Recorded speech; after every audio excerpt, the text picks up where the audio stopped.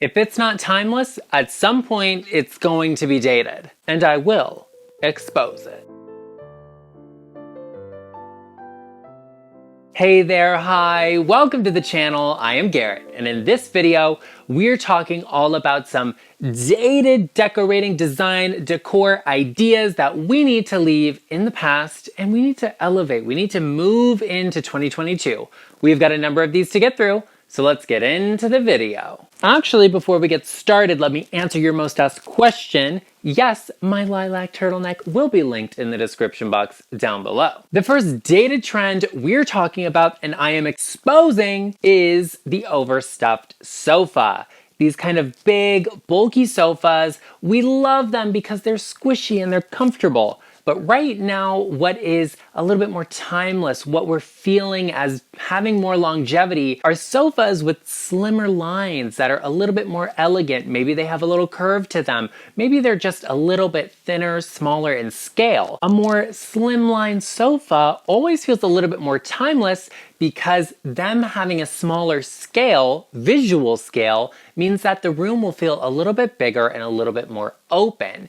If you like that big, comfy, squishy sofa that everyone enjoys, look for something that has a slightly lower back to it. That way it reduces the scale and doesn't quite feel as bulky as maybe some of those overstuffed pieces that were in 10, 15 years ago. These are a little bit more current, but they still offer the same level of comfort. You can snuggle up and relax and lay down and have your dogs or your cats or whoever on top of you and with you and cuddled up. Love that for you, but these sofas are a little bit more timeless, a little bit more elevated, a little bit more luxurious, but they will be timeless and not get dated quite as quickly. The next dated trend that I am exposing is that hideous yellow kind of beige wall color.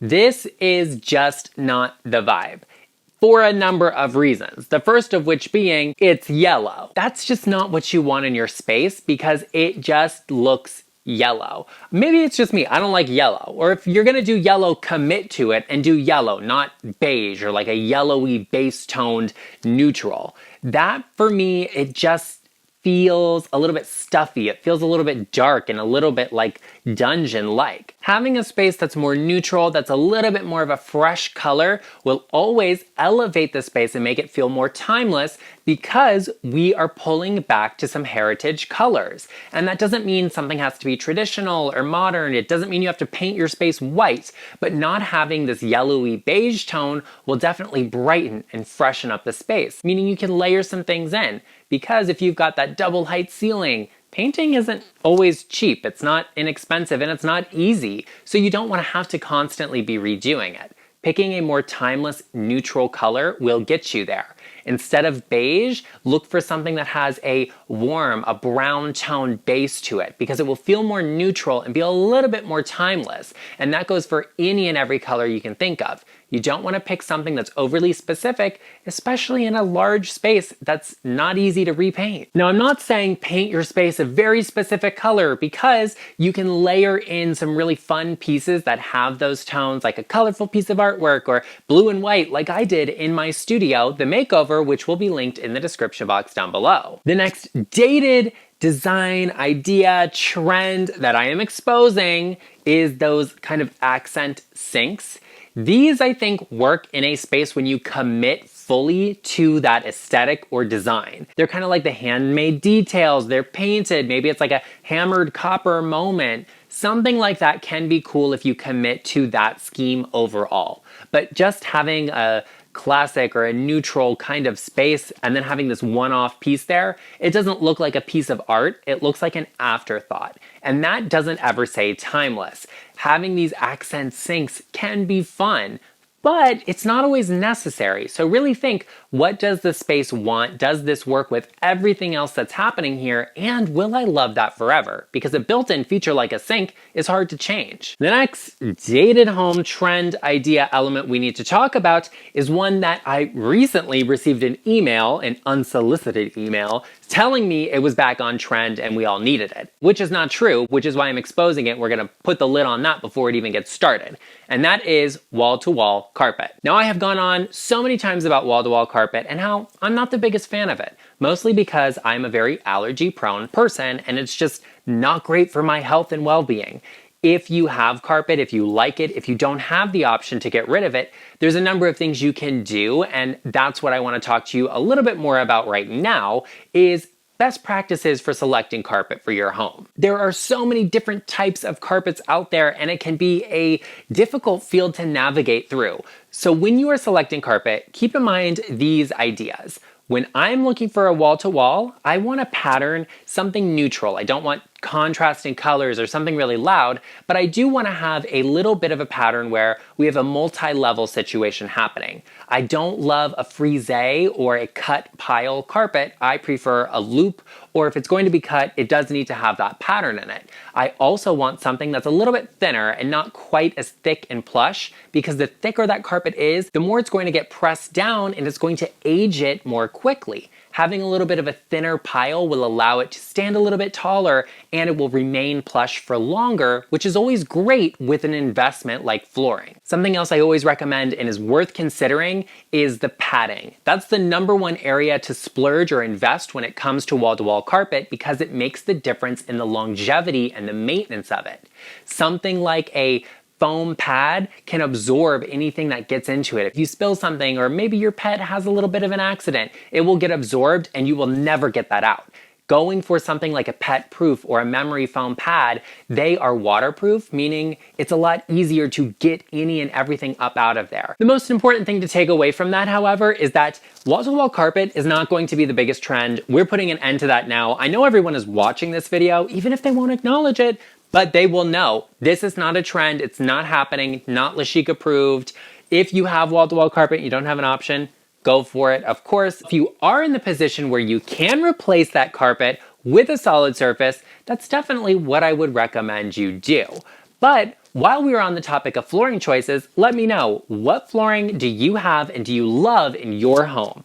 While you're down there leaving me that comment, be sure you take a moment and hit the subscribe button. It really means a lot to us as content creators, and it keeps us creating. There are lots of platforms out there where a lot of design enthusiasts, designers, and decorators charge you for their information and knowledge. But here on YouTube, we don't do that. It costs you nothing to hit that subscribe button, so be sure you do. And let's just take a little moment to welcome today's special guest, my dearest, my darling, my baby boy, Albert. Albert! He's a little deaf, so sometimes you gotta get loud with him. Let's go get him. Oh, there you go, Albert. Oh, yes, little baby. Everybody always wants to see you. The little star of the show. You're a little stinker today, aren't you? For those of you asking, yes, Albert does not have eyes, and he was born with them, but unfortunately, his previous owner did not care for them and they had to be removed. Not the point, but he has no eyes. He will be 17 soon. He has no teeth. He's also mostly deaf. And Albert's also half Pekingese, half Pomeranian. And we know because we had him DNA tested, didn't we? That means he's a Peekapom. Are you the Peekapom? Yes. And you're the baby too. And thanks to his bulldog brothers, he's also an honorary bull. Okay, Albert, we'll see you later. Oh, you gotta love Albert. But the next dated home trend, decor, decorating idea that we are moving on and leaving in the past is the minimalist color scheme. Minimalism was very in, it was really popular, and a lot of people were just throwing out all of their stuff. Love that for you if you are that person. If you embrace the minimalist lifestyle, good on you. But minimalism does not have to mean that you have a neutral color scheme, that everything is white and black. You can have color in your life and live by those minimalistic principles. You can have neutrals, but add that contrast in. white and brown. They contrast really beautifully, so why not opt for them and then throw in a little pop of color through a floral arrangement, an accent pillow, or a piece of artwork.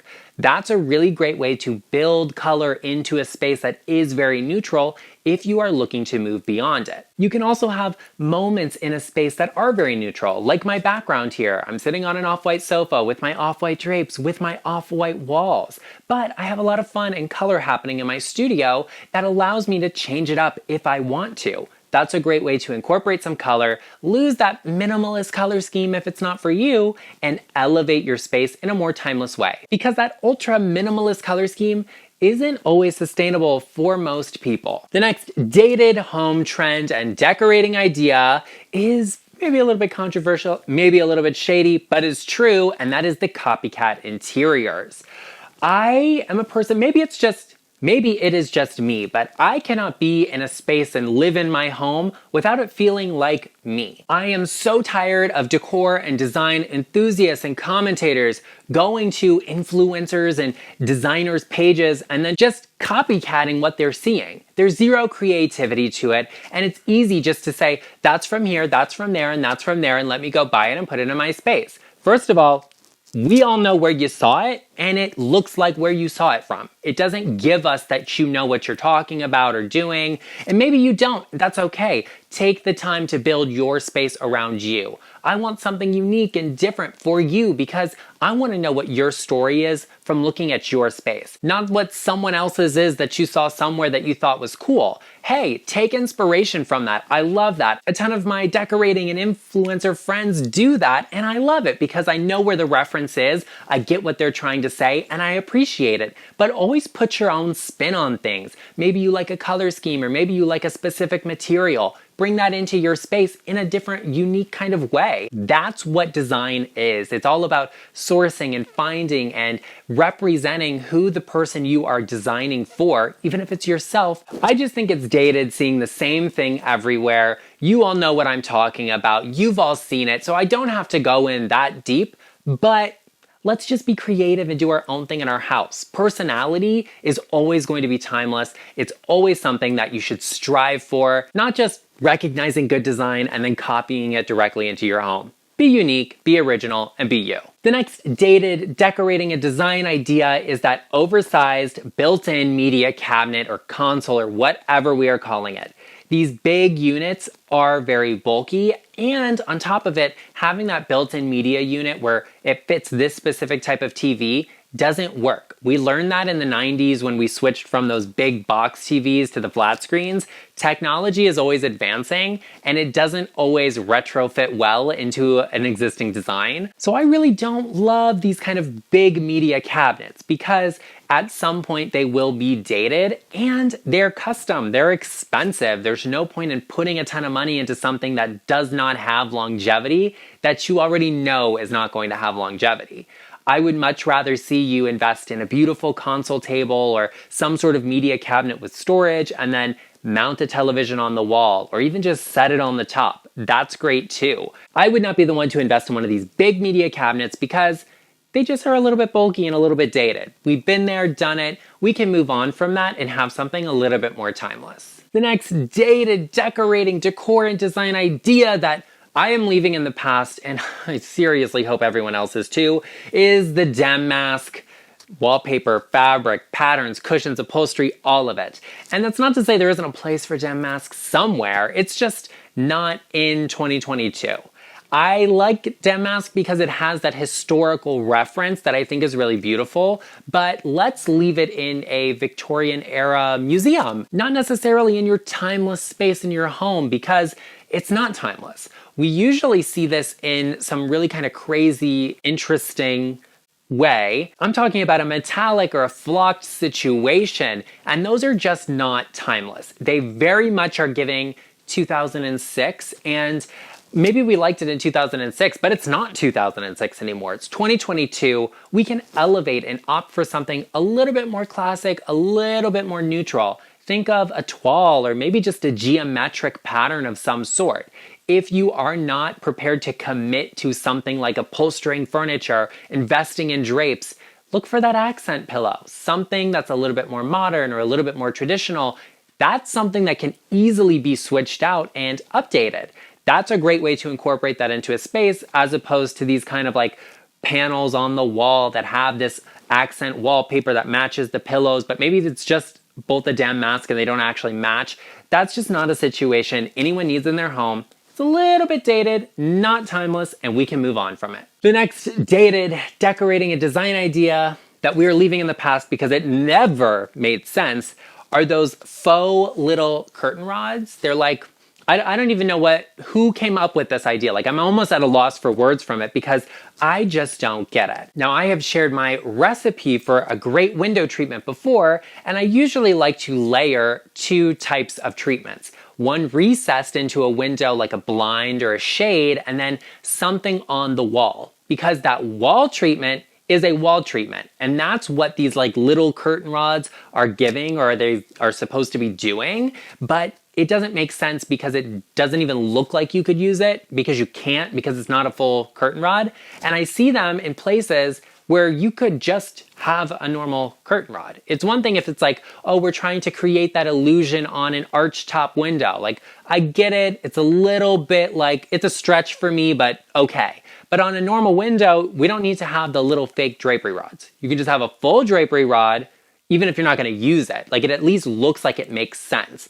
And I don't really think you're saving any money doing these little rods, because now you're buying twice the amount of hardware, 2 rods, you have to have them cut to length, twice the amount of finials. It just doesn't make sense. I don't like it. I don't think it looks good because it doesn't look like it's real, because it's not real. Like, you all know, sometimes I just have an issue with those purely decorative things. If it doesn't serve a purpose, what is the point in having it? Save your money and get a store-bought drapery rod and some curtains that actually work before you opt for this like weird fake little curtain rod that doesn't make any sense next to a window because you can't use it. Like, I don't know, I'm just not here for it. I think it's dated, and I think it definitely ages a home, as where just having a normal curtain rod doesn't. It like makes it look like you have curtains that actually work, and I think that's always a good sign. Definitely let's leave the little curtain rod in the past. Let's please try and forget about it, because I just don't get it. I can't handle it. I don't know what to say about it. Let's just leave it in the past. Well, there you have it, everyone. I hope you enjoyed this video. If you did, be sure to let me know in the comment section down below. And I want to hear from my subscribers, what is one dated decorating home idea or element that you just can't stand, you have had it with, and you are sick of? Share with me in the comment section down below. I also know that you know someone that they have one of these, they are thinking of this, they are renovating, they are doing something, and you are just like, honey, you need to get it together and get GarrettLeChic approved. Share this video with them, because friends help friends. And I will see you in the next one.